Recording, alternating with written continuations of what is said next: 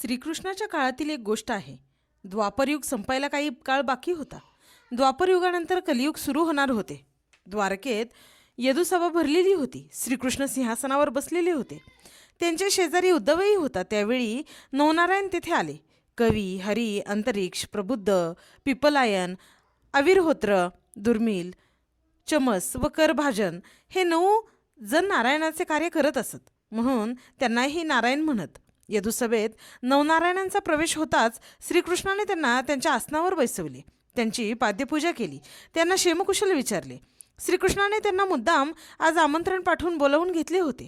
आपल्याला बोलवण्यामागचे कारण नवनारायणांनी विचारले. उत्तरादाखल श्रीकृष्णांनी सांगितले, आपण सर्वांनी कलियुगात अवतार घ्यायचा आहे.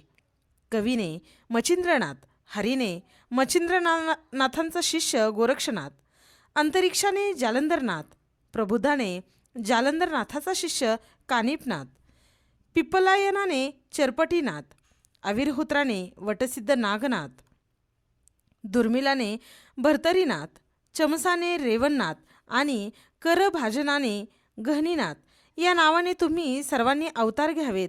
तुमच्या जोडीला शंकर हे निवृत्तीनाथ, मी स्वतः ज्ञानदेव, ब्रह्मा हा सोपानदेव, योगमाया ही मुक्ताबाई, उद्धव हा नामदेव, कुब्जा ही जनाबाई, हनुमंत हा रामदास, वाल्मिकी हे तुलसीदास, जांबुवंत हा नरहरी, शुकदेव हा कबीर, बलराम हा पुंडलिक असे आम्ही सर्वजणही अवतार धारण करू आणि आपला संप्रदाय स्थापन करून धर्मप्रसार करू. याला नवनारायणांनी आनंदाने संमती दिली. पण आम्ही कोठे आणि कोणत्या प्रकारे जन्म घ्यावा याविषयी काही सांगण्याची विनंती नवनारायणांनी श्रीकृष्णाला केली. त्यावर श्रीकृष्णाने सविस्तररित्या त्यांच्या जन्मकथा सांगितल्या. एकदा उपरिचर वसू आकाशमार्गाने विमानातून जात होता. त्यावेळी उर्वशीला पाहून तो मोहित झाला होता. तेव्हा त्याच्या वीर्याचा काही अंश गवतात पडला. तो द्रोणात पडून काही भाग यमुना नदीत पडला. तो एका मस्तीने गिळला. तिच्या उदरात कवी मच्छिंद्रनाथ म्हणून जन्म घेईल. मच्छिंद्रनाथ काही वर्षानंतर वंग देशात गेला असता एका ब्राह्मण स्त्रीला पुत्रप्राप्तीसाठी भस्म देईल. पण तो भस्म खाण्याऐवजी ती गायीच्या शेणाच्या उकिरड्यावर टाकेल. त्यातून हरी गोरक्षनाथ नावाने जन्म घेईल. ब्रह्मदेवाचे काही तेज रेवा नदीकाठी पडले आहे. त्यातून चमसाने रेवणनाथ नावाने जन्म घ्यावा. शंकराचे काही तेज अग्नीने धारण केलेले आहे. त्यात दहन कामही आहे. बृहदद्र नावाचा राजा जेव्हा यज्ञ करेल तेव्हा त्या यज्ञातून अंतरिक्ष जालंधरनाथ रूपाने जन्म घेईल.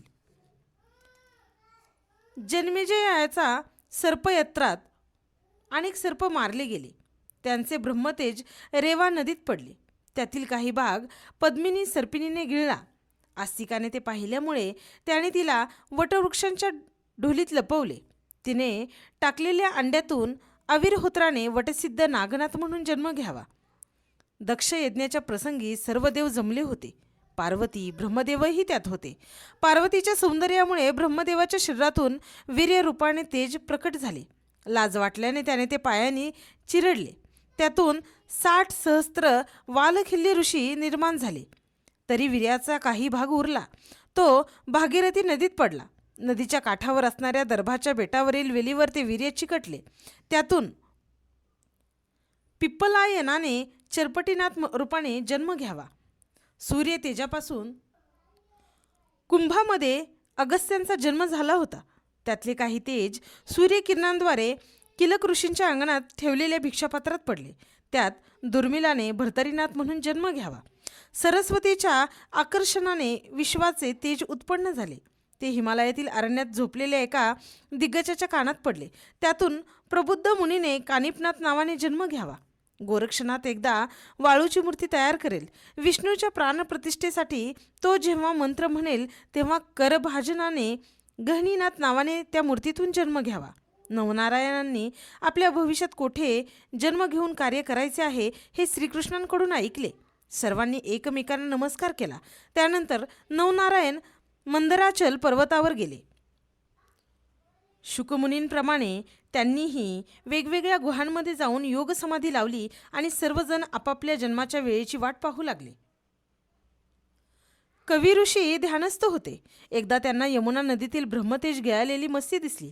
लगेच त्यांनी जीवरूपाने त्या तेजात प्रवेश केला आणि गर्भवास धारण केला. एकदा कैलास पर्वतावर शंकर पार्वती बसले होते. तेव्हा पार्वतीने तुम्ही करत असलेली साधना ध्यान मला सांगा, मला दीक्षा द्या अशी शंकरांना विनंती केली. तेव्हा शंकरांनी ती मान्य केली, परंतु दीक्षेसाठी एकांत हवा म्हणून नदीवर आरूढ होऊन ते दोघे यमुना तीरावर आले. तेथे शंकरांनी पार्वतीला ब्रह्मज्ञानाचा उपदेश केला, बीजमंत्र सांगितला. त्यानंतर पार्वतीला विचारले, मी सांगितलेले सर्व कळले का? पार्वतीने उत्तर देण्याऐवजी यमुनेच्या पाण्यातून मोठ्या मस्तीने उत्तर दिले, हो, कळले. शंकराने तिच्याकडे पाहिले आणि म्हणाले, कवी, तू ऐकलेस? वा, अनुभवही घेतलास? गर्भाने उत्तर दिले, होय, मला सगळीकडे अभेद ब्रह्माचाच अनुभव येतोय. तेव्हा शंकर म्हणाले, मत्स्येंद्रा, तू भाग्यवान आहेस. पुढे तुला श्री दत्तांकडून उपदेश देवीन. शंकर पार्वती निघून गेले. मत्स्येने तो गर्भ अंड्यासह यमुनेच्या काठावरील वाळूत टाकला. बगळ्यांचा एक थवा तेथे मासे खाण्यासाठी आला. तेव्हा त्यांना ते अंडे दिसले. खाण्याच्या इच्छेने त्यांनी ते अंडे फोडले तर एक बालक मोठमोठ्याने रडताना त्यांनी पाहिले. त्यामुळे ते घाबरून पळून गेले. बालकाचे रडणे चालूच होते तेथे कामिक नावाचा कोळी मासे पकडण्यासाठी आला. त्याला अंड्याच्या फुटक्या कवचात बालक रडताना पाहून आश्चर्य वाटले. त्याने प्रेमाने त्या बालकाला उचलून जवळ घेतले. तेव्हा त्याला आकाशवाणी ऐकू आली, कामिका, या मुलाला घरी ने, त्याला वाढव, त्याचे नाव मच्छिंद्र ठेव. हा मुलगा कवी नारायण ऋषींचा अवतार आहे. हा संपूर्ण जगाचा तारणहार आहे. कामिकाला मनापासून अतिशय आनंद झाला. तो मासे पकडत बसण्याऐवजी त्या मुलाला घेऊन घरी गेला. त्याची पत्नी शारद्वताजवळ त्याने त्या मुलाला दिले आणि तो बालक कसा सापडला त्याबद्दल ऐकलेली आकाशवाणी त्याने आपल्या बायकोला सांगितली. तिलाही आनंद झाला. निपुत्रिक असल्यामुळे देवाला दया येऊन त्यानेच हा पुत्र आपल्याला दिला असे दोघांनाही वाटले. त्याचे संगोपन करण्याचे ठरवताच शारद्वतेला पान्हा फुटला. मच्छिंद्राला त्या दोघांनी लाडात वाढवले. 4-5 वर्षाचा झाल्यावर तो बापासह नदीला मासे पकडण्यासाठी जाऊ लागला. एकदा बाप लेक दोघेही नदीवर गेले होते. कामिकाने काही मासे पकडले आणि बाहेर येऊन मुलासह वाळूत टाकले. तो परत मासे पकडण्यासाठी पाण्यात शिरला. आपल्या बापाने पाण्याबाहेर टाकलेल्या तडफडणाऱ्या माशांची प्राणांतिक अवस्था त्याला पाहवली नाही. त्याने बापाचे लक्ष नाही हे पाहून बरेच मासे परत पाण्यात सोडून दिले. कामिक बाहेर येताच खूप संतापला. त्याने मच्छिंद्राला मारले. मासे पाण्यात टाकलेस तर काय खायचे? भीक मागायची का? या त्याच्या रागीट बोलण्यामुळे मच्छिंद्रही विचार करू लागला. कामिक जेव्हा परत पाण्यात शिरला तेव्हा, होय, मासे खाण्यापेक्षा मी भीक मागेन असे म्हणून तो जोरात पळून जाऊ लागला. जवळच्या झाडीतून त्याने उत्तरेकडून धूम ठोकली. दमला की तो विश्रांती घेई, त्यानंतर पुन्हा चालत राही. असे करत करत तो बद्रिकावनात पोहोचला. तेथील घनदाट अरण्यात एका मोठ्या वृक्षाखाली तो तप करू लागला.